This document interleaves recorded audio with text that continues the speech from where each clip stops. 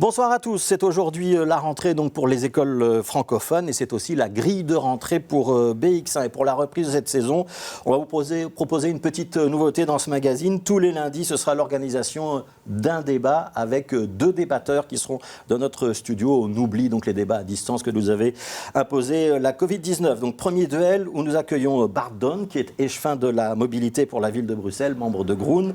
Bonjour. Et Freddy Nates, pensionné, habitant du centre-ville. On dira un petit peu plus sur votre personnalité dans quelques minutes, Monsieur Nates. Merci à tous les deux, en tout cas, d'être présents sur ce plateau.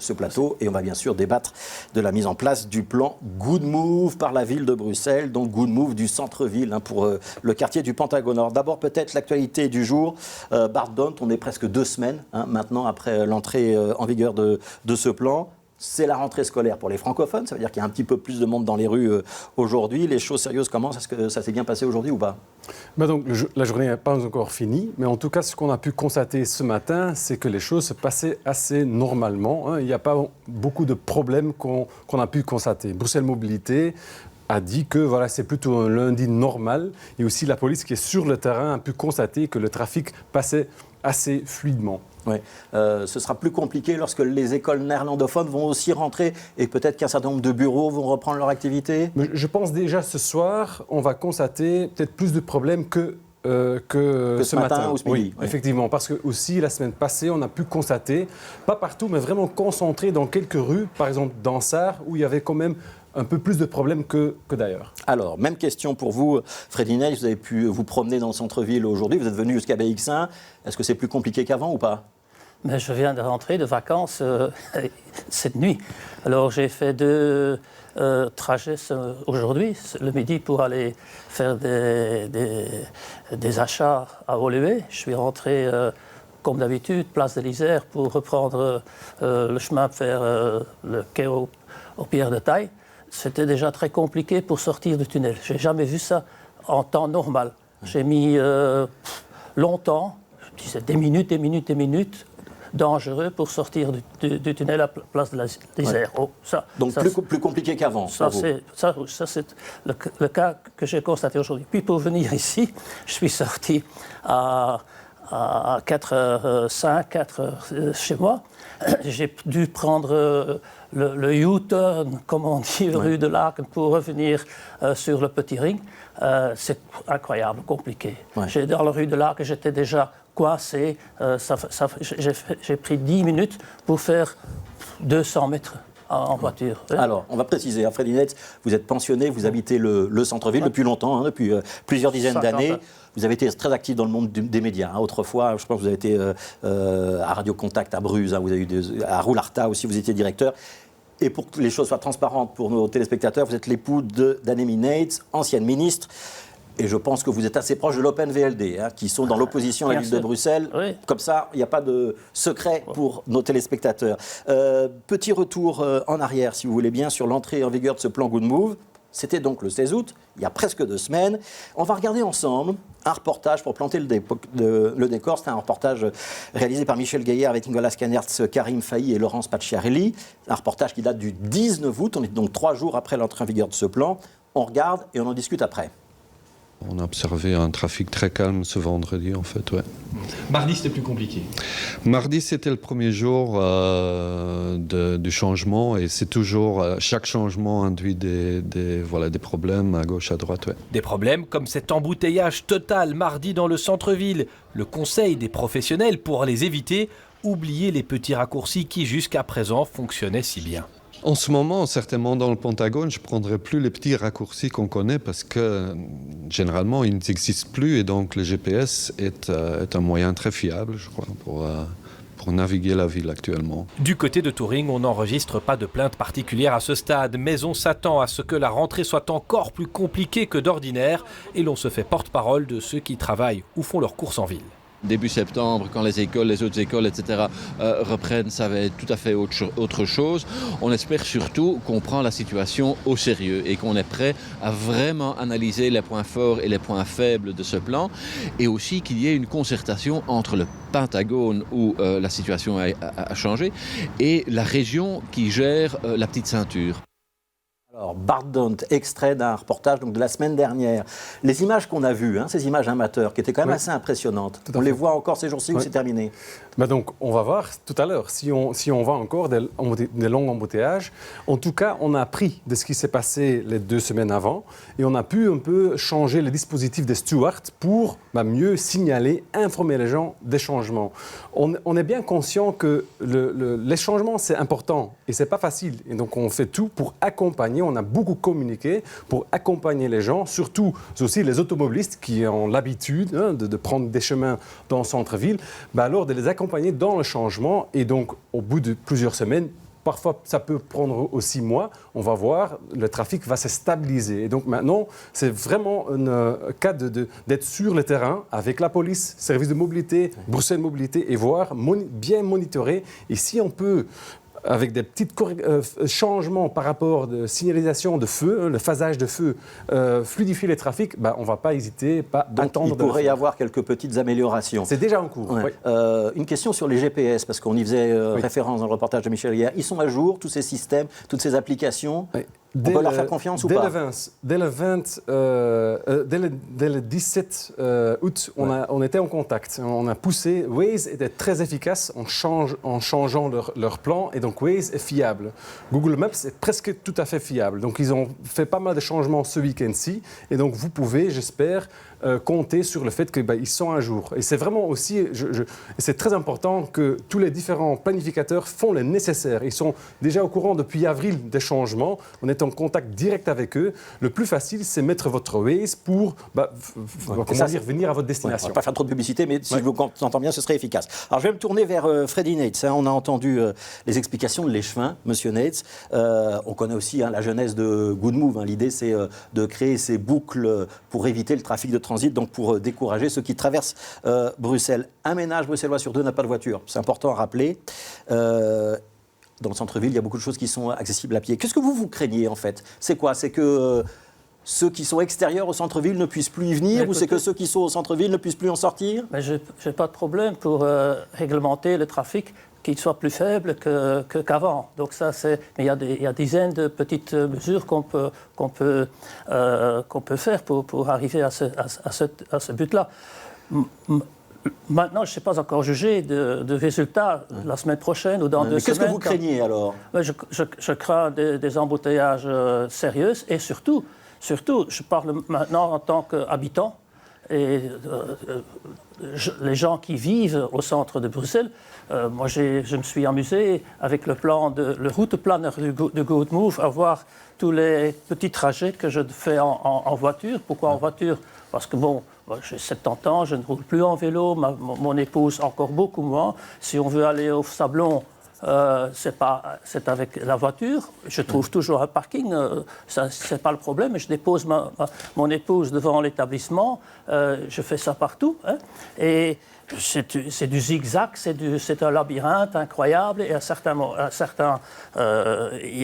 il y a des problèmes pour arriver à certains endroits. Or, maintenant, je parle en tant qu'habitant. Mais l'inverse est vrai aussi. Il y a les visiteurs, la famille qui vient visiter. Il y a surtout, et ça c'est le problème que je viens de constater il y a quelques semaines, je demande à un petit entrepreneur pour venir chez moi pour un jardinier. Il dit, monsieur, je ne viens plus au centre de Bruxelles. Exclu. Or, les jardiniers, ils n'habitent pas le centre de Bruxelles, ils habitent ailleurs. Souvent en périphérie. Au Brabant, Wallon, Brabant, Flamand. Ils disent, on ne vient plus à Bruxelles. Alors, est-ce qu'on peut répondre à ça? On entend quand même des commerçants, des restaurateurs qui craignent perdre un petit peu de leur chiffre d'affaires, des commerçants qui se disent, on a des chalands qui vont peut-être plus venir jusqu'à chez nous parce qu'ils vont peut-être hésiter à prendre les transports en commun. Et on a souvent entendu aussi des témoignages sur des artisans, plombiers ou autres, qui ne veulent plus venir dans Bruxelles, jardiniers, etc. Je pense que les embouteillages, Bruxelles est connue pour ses embouteillages. Ce n'est pas quelque chose de nouveau et c'est avec le plan Good Move qu'on veut trouver une solution à ça. Il y aura moins d'embouteillages à l'avenir? À terme, oui. Parce que ce qu'on fait avec le plan, c'est un plan global qui vise un shift modal, qui vise à accompagner, à stimuler les gens de se déplacer tous ceux qui peuvent, hein, comme M. Nets l'a dit, lui se déplace avec son épouse en voiture. Il n'y a aucun souci de ça. Lui, il a des soucis, évidemment. Il a l'air de trouver ça plus compliqué qu'avant. Je veux dire, il n'y a aucun souci que des gens se déplacent en voiture dans le centre-ville. Ce qu'on vit, c'est des gens avec mobilité réduite, par exemple, tout ce qui est livraison, fournisseurs, qu'eux puissent facilement se déplacer dans le centre-ville. Mais les effets des changements, ça a besoin d'un peu de temps pour se stabiliser. Et à terme, il y aura moins de déplacements en voiture dans le centre-ville et aussi même sur la petite ceinture qui va faire de la place, pas justement la place pour la rencontre, mais aussi place pour les cyclistes, piétons, mais aussi pour les gens qui ont besoin de se déplacer en voiture. Ouais. Monsieur Nets, est-ce que vous êtes prêt à attendre et à voir si effectivement, dans quelques mois, Bart Dunn a raison et il y a effectivement moins d'embouteillages et vous retrouvez une facilité depuis des dizaines d'années. De mobilité. Il y a une expérience unique au centre de Bruxelles, c'est le plaisir d'hiver. Le plaisir d'hiver, la construction commence le 15 novembre et se termine le 15 janvier. Et le plaisir d'hiver même dure un mois. Et les embouteillages, le problème pour venir à la maison, dans le quartier des quais et tout ça, c'est incroyable. Or, est-ce qu'on va arrêter le trafic pendant les plaisirs d'hiver? Non, le problème, c'est un autre problème. C'est le problème que Bruxelles est devenue une sorte de parc d'attraction pendant un mois, au lieu de faire ça pendant 5 jours. Non, on ne fait que des fêtes, des manifestations. C'est au détriment des habitants? Beaucoup, oui. Ouais. Je rebondis sur ce que disait Bart Dunn et ce que vous nous avez dit tout à l'heure. Donc on peut comprendre que vous n'allez pas faire du vélo, peut-être. Est-ce que vous seriez prêt à prendre les transports en commun? Est-ce qu'il y a des petits déplacements que vous pourriez faire en transport en commun ou pas? Mais, écoutez, j'ai fait ça plusieurs fois il y a des dizaines d'années. Maintenant, plus.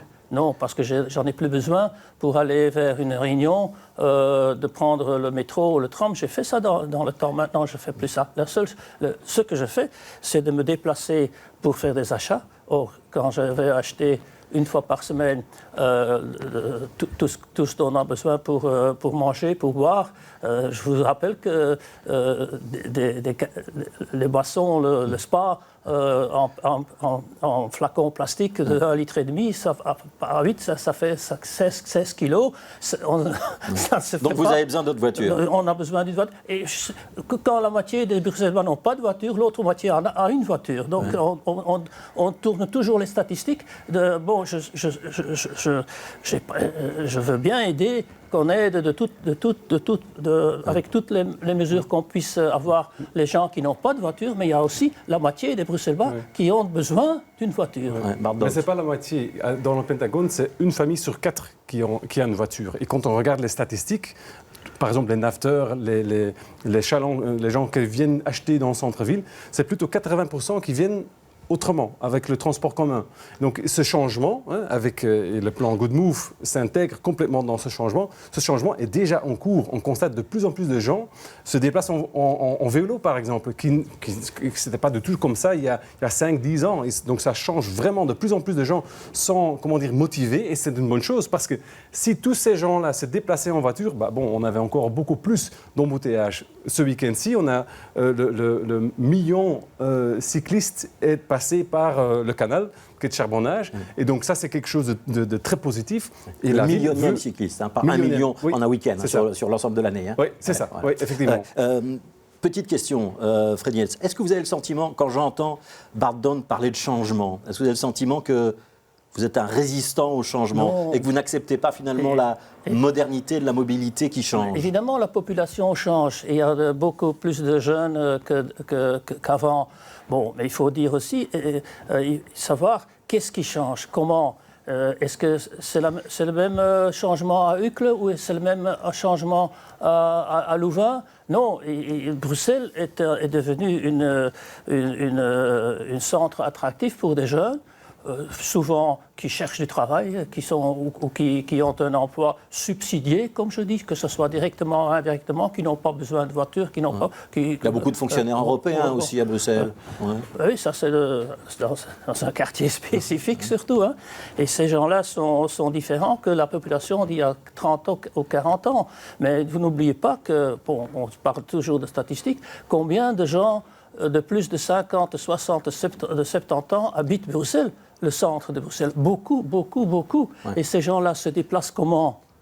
Alors, Et moi, je constate une seule chose, là où j'habite, il y a 3 grands bâtiments d'appartements. En total, il y a au moins 200 voitures là, qui sont garées par des propriétaires. Puis, quand on voit que le matin, à 4 heures, dans la rue, c'est plein, ce sont des gens qui habitent là. alors, je me tourne vers Badenote. Est-ce que vous n'avez pas oublié une partie des habitants de Bruxelles? Donc, ce qu'on constate aussi, les personnes âgées, ils sont forts utilisateurs de transports communs. Si on n'avait pas ça, il y a beaucoup de gens qui ne sont pas capables même de rouler en voiture. Des personnes âgées ont besoin des alternatives comme le taxi, par exemple, pour se déplacer. Et aussi le plan... Mais vous n'avez pas oublié la catégorie de population qui est mais pas du tout, représentée par M. Ned sur ce plateau. Ce qu'on vise avec le plan, c'est plutôt le trafic de transit, un trafic qui n'a pas sa destination ni son départ dans le centre-ville, que ce trafic utilise peut-être un autre moyen de se déplacer ou va via la petite ceinture. Et du coup, on va créer plus de place, comme je disais tout à l'heure, pour les gens qui ont vraiment besoin avec la voiture ou autrement. Alors, je voudrais quand même que vous répondiez à une sollicitation tout à l'heure dans le reportage du porte-parole de Touring, c'est Jos Kasman, qui disait ça. Il disait « J'espère qu'il y aura une vraie évaluation et qu'on ne va pas nous prendre pour des imbéciles ». Ce n'est pas exactement ce qu'il a dit, mais je paraphrase. Est-ce qu'il y aura une vraie évaluation Bart Dont? Et est-ce que vous êtes prêt à revoir votre copie s'il y a, de la part de M. Ned, de M. Kosman, peut-être d'autres intervenants, des critiques et que ces critiques vous apparaissent fondées? Oui. Il y a une évaluation est prévue. Donc on va dans combien de temps? Donc, dans 1 an, je veux présenter l'évaluation. Ça veut dire qu'après 5-6 mois, on va commencer à capter toutes les données, aussi faire des rencontres pour avoir des retours par rapport à ce plan et pour après pouvoir identifier c'est quoi les problématiques et puis aussi pouvoir faire des propositions d'améliorer le plan. Et donc, mais ici, on ne va pas arrêter 5-6 mois pour faire quelque chose. Cette évaluation, vous allez l'organiser? Est-ce que, par exemple, il y aura des réunions citoyennes? Ah oui, comme on a fait pendant tout ce trajet pour exécuter le plan. On a fait, dans la phase des diagnoses, on avait fait beaucoup de réunions. Dans la phase d'information, on a fait énormément de réunions. On était sur le terrain et on va faire la même chose pour cette évaluation. Parce que je pense que c'est très, très important. On est déjà en contact. Grâce à toutes les rencontres, je reçois déjà beaucoup d'informations, aussi des problématiques. Et du coup, on peut être sur le coup beaucoup plus vite. Ouais. Je vous ai entendu tiquer quand j'ai parlé d'évaluation et de rencontres citoyennes. Vous participerez au diagnostic et à l'évaluation? Freddy Nates? Écoutez, j'ai une fois participé à une réunion Zoom dans le temps du Covid pour Good Move, mais je constate une chose, c'est que ces 3 syndics qui représentent à peu près 200 voitures seulement dans ma rue écrivent une lettre à l'échevin, et ils reçoivent une jolie réponse, mais ils représentent quand même 200 familles. Et que c'est beaucoup plus que le nombre de gens que j'ai vus lors de ces réunions d'évaluation avec soi-disant les... Donc on n'a pas écouté les automobilistes, d'après vous? Donc on n'a pas tenu compte du poids de certains représentants. C'est ça. Et moi, je constate qu'une seule chose, c'est que, organiser la circulation, tout à fait d'accord, mais c'est devenu du harcèlement des voitures des habitants. C'est devenu, ce sont des tracasseries parce que si on voit... Montrez là la caméra, qui est juste là. J'ai fait plusieurs avec le plan... Prenez le temps de le montrer. Donc le route planner. Quand on voit pour aller d'un point à l'autre, il faut faire 3 fois plus de distance, c'est-à-dire au lieu de 1 km, il faut faire 3 km. Alors je veux bien être, je suis sympathisant de l'écolo, mais la consommation de CO2 est beaucoup plus grande, ça devient beaucoup plus grand. Réponse, il y a 2 questions. Il y a 2 questions. Il y a la question des parcours qui sont très difficiles, c'est la première question. Et il y a peut-être la question de fond, mais qu'on entend très souvent, selon lesquelles Good Move, c'est un peu un plan anti-voiture ou anti-automobiliste. Oui. C'est justement l'inverse, c'est un plan de vie. C'est un plan pour créer une meilleure qualité de vie pour tous les Bruxellois. Si vous êtes automobiliste, et aussi cette catégorisation d'automobiliste, cycliste, quelqu'un qui prend le transport commun, c'est du passé. Tout le monde prenne de temps en temps une voiture, de temps en temps une vélo. Ici, il s'agit de créer un cadre de vie qui est sûr, avec des qualités de l'air. La santé est très importante, mais aussi la sécurité routière, c'est quelque chose de très important. Quand vous allez sortir de votre voiture, et vous allez certainement le faire, c'est quand même beaucoup plus rassurant que c'est dans un contexte agréable, avec moins de voitures qui roulent trop vite. Vous avez cité Sablon. Si on peut créer un cadre de vie beaucoup plus apaisé, où vous vous sentez en sécurité, c'est bénéfique pour tout le monde. Un dernier mot, que ça ressemble un jour Bruxelles à Copenhague ou à Amsterdam, ça vous ferait envie ou pas, Freddy Neitz, très rapidement? Mais non, parce que c'est pas la même Donc ville. ça vous ferait pas envie? C'est tout à fait différent. Moi, quand je vais à Anvers, je sais rouler jusqu'au centre d'Anvers avec un parking tout près, sans faire du zigzag. Voilà.